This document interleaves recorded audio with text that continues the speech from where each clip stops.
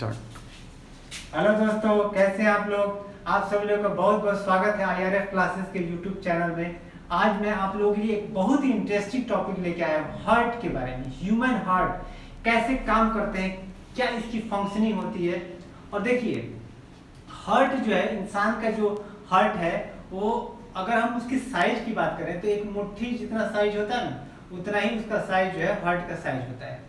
और अगर हम उसके वेट की बात करें, कितना उसका वजन होता है, तो 250 ग्राम से लेके 350 ग्राम तक उसका वजन होता है। ठीक है। अब देखिए, हार्ट में कमरे होते हैं, उसमें 4 कमरे होते हैं जिसको चेम्बर बोला जाता है। अपर वाला जो चेम्बर होता है उसके एट्रियम बोला जाता है, और जो लोअर वाला जो चेम्बर होता है उसको वेंट्रिकल बोला जाता है। और देखिए, बायां वाला एक बायां पार्ट होता है, एक दायां पार्ट होता है। देखिए, जो ब्लू वाला यहाँ पे दिखाया गया है, ये डीऑक्सीजनेटेड ब्लड है, और जो रेड वाला दिखाया गया है वो ऑक्सीजनेटेड ब्लड है। और देखिए, यहाँ पे एक सवाल उठता है कि ऑक्सीजनेटेड और डीऑक्सीजनेटेड ब्लड क्या होता है। देखिए, डीऑक्सीजनेटेड ब्लड जिसमें ऑक्सीजन नहीं मिला होता है वो डीऑक्सीजनेटेड ब्लड कहलाता है, और जिसमें ऑक्सीजन मिला होता है वो ऑक्सीजनेटेड ब्लड कहलाता है। अब देखिए, हमारे बॉडी के जो पार्ट्स हैं उसमें डीऑक्सीजनेटेड ब्लड को ऑक्सीजनेटेड ब्लड में कन्वर्ट करने का काम कौन करता है? वो काम करता है हार्ट। अब देखिए, अब जो हार्ट जो डीऑक्सीजनेटेड ब्लड है, जो बिना जो ऑक्सीजन वाला जो ब्लड है, वो देखिए बॉडी के अपर पार्ट से ये वाला वॉल लेके आता है, और जो बॉडी के लोअर पार्ट है वो यहाँ से इस वॉल के थ्रू इंटर करता है। और देखिए, जो ऊपर वाले पार्ट से आ रहा है उसको सुपीरियर वेना कावा कहते हैं, और जो लोअर वाले पार्ट से जो ब्लड इंटर करता है राइट एट्रियम में, उसको बोलते हैं इंफेरियर वेना कावा। याद कर लीजिए आप लोग। देखिए, सुपीरियर वेना कावा ऊपर वाले पार्ट से, और इंफेरियर वेना कावा जो बॉडी के लोअर पार्ट से, वहां से जो इंटर होती है ब्लड, वो इंफेरियर वेना कावा। अब ये इंटर हो गया राइट एट्रियम में चला गया। अब यहाँ से ये राइट एट्रियम से होते हुए ये ट्राइकॉस्पिड, यहाँ पे वॉल लगा हुआ है, ये ट्राइकॉस्पिड वॉल है, यहाँ से ये इंटर होता है, और जैसे ये इंटर होता है ये बंद हो जाता है, और यहाँ से ये राइट वेंट्रिकल में ये इंटर करता है, और राइट वेंट्रिकल से ये यहाँ से पल्मोनरी आर्टरीज के थ्रू लंग्स में चला जाता है। ठीक है। अब जैसे कि मान लीजिए कि ब्लड को पंप कर रहा है, यहाँ पे ये पंप करेगा, तो ये ब्लड जो यहाँ से आया है ये इसमें नहीं जाएगा, ये यहाँ से पल्मोनरी आर्टरीज के थ्रू लंग्स में चला जाएगा। यहाँ से ये पंप करता है, यहाँ से ब्लड को पंप करता है, तो ये ट्राइकॉस्पिड वॉल ऐसे बंद हो जाता है। तो यहाँ से जो डीऑक्सीजनेटेड ब्लड है ये ऊपर जा नहीं पाता है, ये सीधे इस रास्ते पल्मोनरी आर्टरी के थ्रू ये लंग्स में चला जाता है। और लंग्स में सबसे एंड वाला जो पार्ट होता है उसमें एल्वली होता है, जो अंगूर के गुच्छे की तरह होता है। वो क्या करता है, उसमें जो डीऑक्सीजनेटेड ब्लड है उसमें ऑक्सीजन डाल देता है, ऑक्सीजन मिला देता है, और कार्बन जो है वहां से निकल जाते हैं। देखिए, यहाँ से जो कार्बन जो है, जो ब्लड जा रहा है वो कार्बन रिलीज कर रहा है, वो उसको अल्वली ले लेता है, और अल्वली उसको ऑक्सीजन दे देता है, और फ्रेश जो है वहां से फ्रेश जो ऑक्सीजनेटेड ब्लड यहाँ से पल्मोनरी वेन्स के थ्रू यहाँ पे लेफ्ट एट्रियम में पहुंच जाता है। ये इतना क्लियर है आप लोगों को। अब देखिए, यहाँ पे ब्लड आ गया, लेफ्ट एट्रियम में यहाँ पे पहुंच गया। अब देखिए, ये जो वॉल लगा हुआ है इसको बोलते हैं बाइकास्पिक वॉल। यहाँ से ये इंटर हुआ और लेफ्ट वेंट्रिकल में ये पहुंच जाता है। और देखिए, अब ब्लड को इसको पंप करेगा, यहाँ पे पंप करेगा, तो ये जो है वॉल बाइकास्पिक वॉल बंद हो जाता है। तो बंद होने की वजह से अब ये जो है ऑक्सीजनेटेड ब्लड इस रास्ते से एरोटा के थ्रू ये रास्ते से जाता है, और एरोटा पूरे बॉडी को फैला देता है, पूरे बॉडी में ऑक्सीजन को बांट देता है, फैला देता है, और ऑक्सीजनेटेड ब्लड हमारे पूरे बॉडी में पहुंच जाता है। ठीक है, यहाँ तक क्लियर है। अब देखिए, अब आप लोग बताइए कि जो इसके मसल्स है, जो मसल्स है इसके, नीचे वाला ज्यादा चौड़ा होगा, मजबूत होगा, कि ऊपर वाला होगा? तो जाहिर सी बात है। अब देखिए, इसको पंपिंग का दबाव झेलना, नीचे वाला जो पार्ट्स है तो इसको पंपिंग का दबाव झेलना पड़ रहा है, तो ये इस मसल की चौड़ाई ज्यादा होगी। इसकी चौड़ाई, इसकी मोटाई, इसकी मजबूती ज्यादा होगी as compared to the upper parts, ठीक है।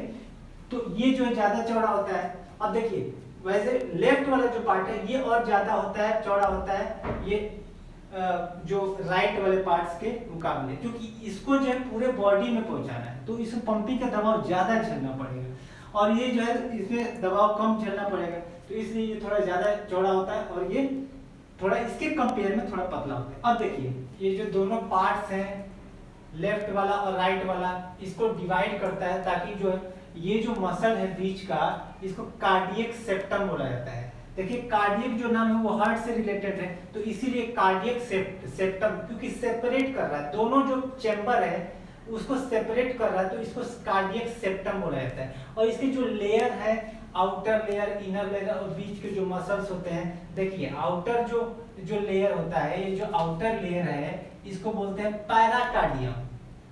जो आउटर लेयर है उसको बोलते हैं पैराकार्डियम और जो इनर लेयर है उसको इंडोकार्डियम बोला जाता है।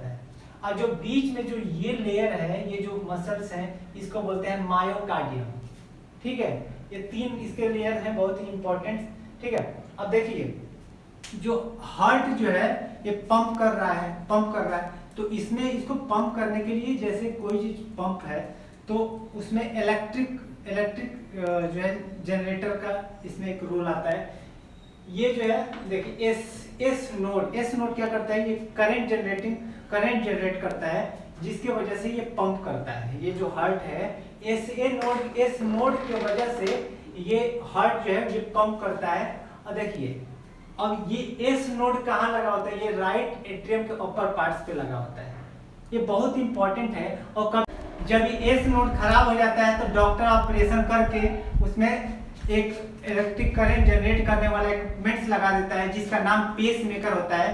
पेस मेकर क्या करता है, इलेक्ट्रिक करंट जनरेट करता है जिसके वजह से हार्ट पंप करता है। तो ये आप देखिए हार्ट जो है एक सामान्य इंसान का, एक नॉर्मल ह्यूमन का हार्ट 1 मिनट में कितनी बार धड़कता है।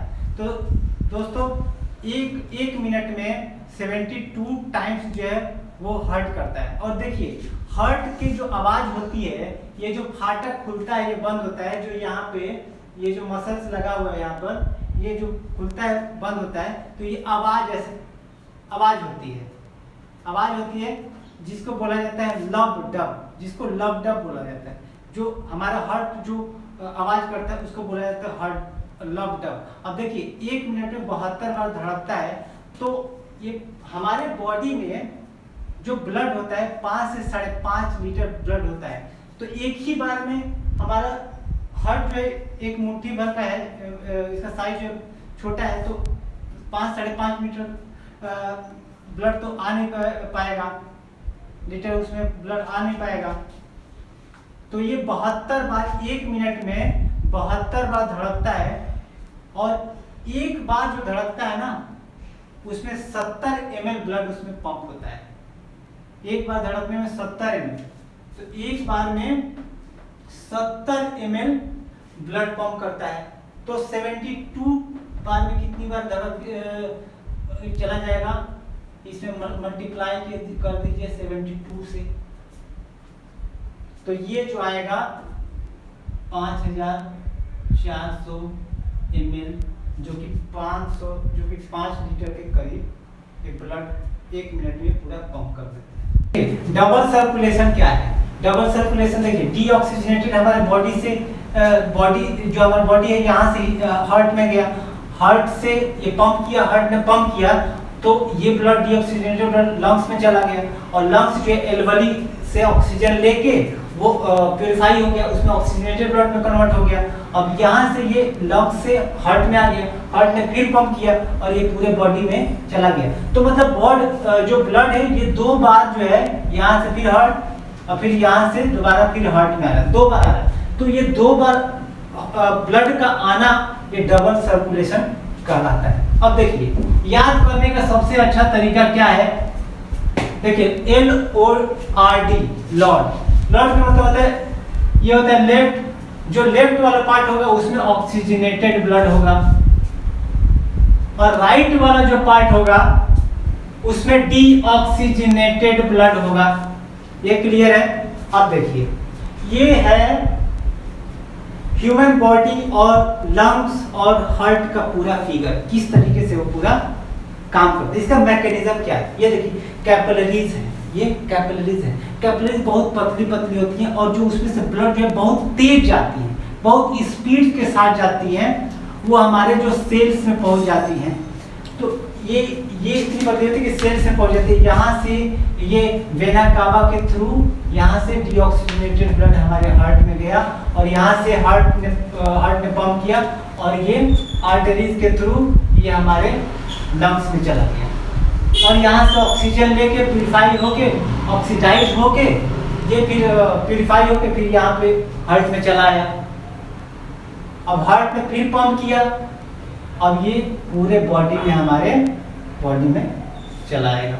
तो ये पूरा मैकेनिज्म है किस तरीके से हमारे बॉडी से जो ब्लड है, डीऑक्सीजनेटेड ब्लड है, वो हार्ट में जाता है और हार्ट से लंग्स में जाता है, वहाँ से प्यूरिफाई होके फिर हार्ट में आता है, हार्ट फिर उसको पंप करके और पूरे बॉडी में उसको भेज देता है और हमारा पूरा बॉडी काम करने लगता है। तो उम्मीद करता हूँ कि ये वीडियो आप लोगों को पसंद आया होगा, तो इसको अपने दोस्तों को फॉरवर्ड कीजिए और ज़्यादा से ज़्यादा इसको लाइक और शेयर कीजिए। Thank you for watching this video.